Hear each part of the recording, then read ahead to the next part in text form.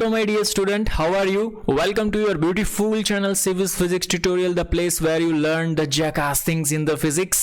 So chapter number 6 electromagnetic induction. बेटा आज का हमारा टॉपिक है एनर्जी स्टोर्ड इन कैपेसिटर। बहुत ही बढ़िया सा टॉपिक है। इलेक्ट्रोस्टैटिक में बेटा हम लोगों ने देखा था एनर्जी स्टोर्ड इन कैपेसिटर। ठीक है, क्या आंसर फॉर्मूला बनता था? Q energy is equal to half CV square बनता था कि नहीं? इज इट क्लियर और not? Energy is equal to half CV square. और वहां पे जो एनर्जी थी बेटा वो इलेक्ट्रिक फील्ड के फॉर्म में स्टोर्ड होती थी। तो उस टाइप का ही एक फंडा है बेटा, जहां पे वो कैपेसिटर था, यहां पे वो इंडक्टर है। ठीक है, इंडक्टर के अंदर जो एनर्जी स्टोर्ड होती है बेटा वो मैग्नेटिक फील्ड के फॉर्म में होती है। ठीक है, उसका फॉर्मूला क्या रहता है? वहां पे हमने एक टर्म देखा था बेटा एनर्जी डेंसिटी, तो सेम टर्म यहां पे भी डिफाइन होगा energy density. Is it clear और not? Energy per unit volume उस हिसाब से डिफाइन होगा। तो उसको हम बेटा चलिए आइए हम और आप साथ में मिलकर स्टार्ट करते हैं। Energy stored in inductor, superb, जबरदस्त, एक नंबर का टॉपिक है बेटा। इज इट क्लियर और नॉट? आइए चलिए हम और आप साथ में मिलकर स्टार्ट करें। Energy stored in inductor. Okay बेटा, देखो यहां पे energy stored in inductor. Okay, चलिए तो पहले हम किसको याद करेंगे बेटा? इंडक्टर आता है तो पहले लेंज को और फैराडे को कभी भी मत भूलना, क्योंकि वो हमारे बहुत ही अच्छे से दोस्त है इस चैप्टर में। ठीक है, देख सपोज हमारे पास बेटा कोई इंडक्टर है, ये रहा इंडक्टर। इसमें मैंने आपको दो केसेस सिखाए थे अगर तुम्हें याद है तो। अगर इसमें से बहने वाला करंट I इंक्रीज हो रहा है तो इसमें से जो इंड्यूस्ड करंट होगा वो अपोजिट डायरेक्शन में होगा अगर तुझे याद है तो। और इसमें से बहने वाला करंट अगर बेटा I डिक्रीज हो रहा है तो इंड्यूस करंट है वो तेरा सपोर्ट करेगा। क्यों? क्योंकि बेटा लेंस जो फ्लक्स में चेंज है वही EMF को इंड्यूस करता है और वो लेंस लॉ को फॉलो करता है। लेंस लॉ क्या कहता है बेटा? अगर तू गरीब हो रहा है तो तुझे गरीब भी नहीं होने देगा, तू अमीर हो रहा है तुझे अमीर भी नहीं होने देगा। तेरी जो पहले स्टेबल सिचुएशन थी वही सिचुएशन में वो तुझे रखेगा। उसे तू बेटा लॉ ऑफ इनर्शिया के साथ भी इक्वेट कर सकता है, बिकॉज इनर्शिया का लॉ भी यही कहता है। इज इट क्लियर और not? 100% sure? Done? Okay sir, done. चल देख यहां पे एनर्जी स्टोर्ड इन इंडक्टर। तो मैंने क्या किया बेटा? देख मैंने लिया एक इंडक्टर, ये रहा।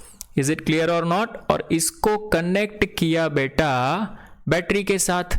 जैसे ही मैंने बैटरी के साथ इसमें से कनेक्ट किया तो धीरे धीरे इसमें से सोच करंट I फ्लो हो रही है। और ये जो करंट है बेटा वो टाइम वेरिंग करंट है। अरे सीधी सी बात है बेटा, टाइम वेरिंग करंट होगी तभी तो इसमें से मैग्नेटिक फील्ड में चेंज आएगा, और मैग्नेटिक फील्ड में चेंज आएगा तो फ्लक्स में चेंज आएगा, और फ्लक्स में चेंज आएगा तभी तो EMF इंड्यूस्ड होगा, और EMF तभी तो इंड्यूस्ड होगा तो हम फॉर्मूला अप्लाई कर पाएंगे ना बेटा। इसका अक्रॉस पोटेंशियल का फॉर्मूला क्या रहता है? E is equal to L di/dt अगर तुम मैग्नीट्यूड की बात करें तो। अरे कुछ याद आया क्या मेरे दोस्त? इज इट क्लियर और नॉट? ओके, 100%। ओके, चल नाउ देख यहां पे। नाउ हम लोग बेटा ये जो टाइम वेरिंग करंट है ना, तो हम लोग एक टर्म यहां पे डिफाइन करते हैं। Now work done per unit power हम किसको बोलते हैं बेटा? पावर हम किसको बोलते हैं? Work done per unit time, इसको हम पावर बोलते हैं। यहां पे जो बेटा वर्क है ना वही एनर्जी के फॉर्म में स्टोर्ड होता है। वर्क कौन सा वर्क? आप ये जो टाइम वेरिंग करंट को फ्लो करते हो, it is one type of work. वही किसके फॉर्म में स्टोर्ड होगा बेटा? एनर्जी के फॉर्म में स्टोर्ड होगा। अरे सीधी सी बात है, करंट उसमें क्या था बेटा? याद कर, कैपेसिटर में हम एक एक चार्ज को उठा के ले जाते थे। इज इट क्लियर और नॉट? और चार्ज को ट्रांसफर करने का काम कौन करती थी बेटा? बैटरी करती थी। तो यहां पे चार्ज की जगह पे कौन है बेटा? करंट है। लेकिन करंट यहां पे सीधा नहीं जा रहा मेरे भाई। Is it clear? अगर यहां पे रेजिस्टर होता बेटा तो सीधा करंट 0 और मैक्सिमम हो जाता, लेकिन इंडक्टर है वो अपने आप में से टाइम वेरिंग करंट जब भी फ्लो करता है तो उसका अपोज करता है। लेंज लॉ ये बोलता होता है। Is it clear? तो इसमें हमें बेटा वर्क करना पड़ेगा ना। इंडक्टर में से अगर आपको करंट को फ्लो पास करवाना है तो आपको वर्क करना पड़ेगा। कैसा वर्क करना पड़ेगा सर? अरे जैसे ही करंट उसमें से फ्लो होगा तो इंड्यूस करंट आपका अपोज करेगा। अगर वो करंट डिपेंडेड है बेटा, अगर करंट इंक्रीज हो रहा है तो इंड्यूस वाला अपोज करेगा, अगर डिक्रीजेस वाला करंट बैटरी में से फ्लो हो रहा है तो इंड्यूस करंट सपोर्ट करेगा। तो इसके लिए आपको वर्क करना पड़ेगा ना बेटा। इज इट क्लियर और नॉट? तो पावर इज इक्वल टू क्या मिला बेटा? पावर इज इक्वल टू आपको मिलेगा E into I with negative sign. Negative sign क्यों बेटा? बिकॉज अपोजिट डायरेक्शन में हम लोग वर्क करते हैं ना। इज इट क्लियर और नॉट? ओके सर, देखिए यहां पे ये माइनस का साइन एज इट इज। बोल E इज इक्वल टू तो L D by D T रहता है, तो डाल दे यहां पे L D by D T, और I तो है ही, ये भी स्मॉल आई ले ले। चल मैंने दोनों को स्मॉल आई ले लिया। इज इट क्लियर बेटा? तो बोल पावर तुझे कितना मिला? पावर सर मुझे मिला minus L I D by D T. बोल यहां तक तुझे समझ में आया तो yes sir. Is it clear और नॉट? ओके नाउ समझ। Now we know that work power energy को याद कर तू। सर क्या याद करूं? जो भी तेरा वर्क डन होता है it is the negative term of potential energy. कुछ याद आया बेटा? तो यहां पे डी डब्ल्यू की जगह पे तू डी यू लिख सकता है कि नहीं? सो वी विल राइट बेटा D U upon D T is equal to minus L I. ये माइनस और ये माइनस माइनस प्लस हो जाएगा। Is it clear? बिकॉज यहां पे work done negative term of potential energy है ना बेटा, तो plus L I D I upon D T. तो ये डी टी छम छम हो गया। So D U is equal to क्या मिला बेटा? D U is equal to L I D I. Now integrating both side, now integrating both side, दोनों साइड इंटीग्रेशन कर दो। तो देख यहां पे integration of D U is equal to integration of L I D I. Is it clear? चल तो तू यहां पे बेटा देख सकता है कि इनिशियली व्हेन टाइम, यहां पे करंट का फंक्शन है, यहां पे एनर्जी का फंक्शन है। Is it clear? तो ये जो एनर्जी, टोटल एनर्जी तेरी क्या हो जाएगी बेटा? U इज इक्वल टू, बोल L कांस्टेंट बाहर निकाल दे, आई डी आई का इंटीग्रेशन क्या होता है बेटा? आई स्क्वायर बाई 2 होता है। तो तुझे क्या मिला बेटा? Half L I square. So this is the energy stored in inductor, half L I square. बोल समझ में आया कि नहीं? Is it clear? इसको तू बेटा कंपेयर कर कैपेसिटर के साथ, तो U is equal to half, वहां पे इंडक्टर, यहां पे इंडक्टर, वहां पे कैपेसिटर, यहां पे करंट, वहां पे चार्ज, हाफ सॉरी यहां पे, वहां पे करंट, यहां पे potential, half CV square. Is it clear और not? Half L I square half CV square, कुछ इस टाइप का ही तुझे दिखाई दे रहा होगा। इज इट क्लियर और नॉट? अरे समझ में आया क्या? Half CV square half L I square. बोल डन। ओके और ये जो बेटा पोटेंशियल एनर्जी है तो वो वर्क तो था, वर्क ही किस में कन्वर्ट हो गया बेटा?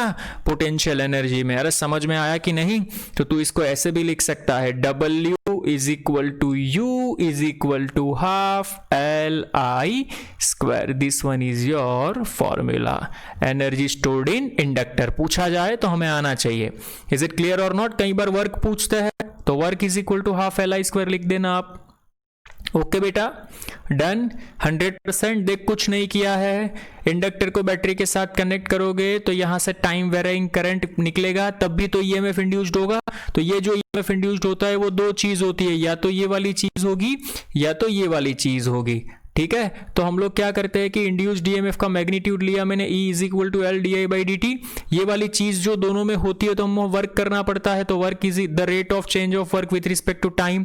तो P is equal to V I, लेकिन V की जगह पे E लिखा है तो E I, negative sign opposite direction को रिप्रेजेंट करेगी, E की वैल्यू रख दो यहाँ पे। ओके हम लोग पढ़ चुके वर्क पावर एनर्जी में D W is equal to minus D U. Okay तो डी डब्ल्यू की जगह पे माइनस डी यू लिखेंगे तो माइनस माइनस प्लस हो जाएगा। Integrating both side you will get the answer। अरे समझ में आया तो बोल यस सर बेटा। इज इट क्लियर और not? 100% sure? Done. Okay sir done. चल देख नेक्स्ट वन बेटा, यहां पे बेटा एक दूसरा टर्म बनता है एनर्जी डेंसिटी। कौन सा टर्म बेटा? Energy density. Is it clear और नॉट?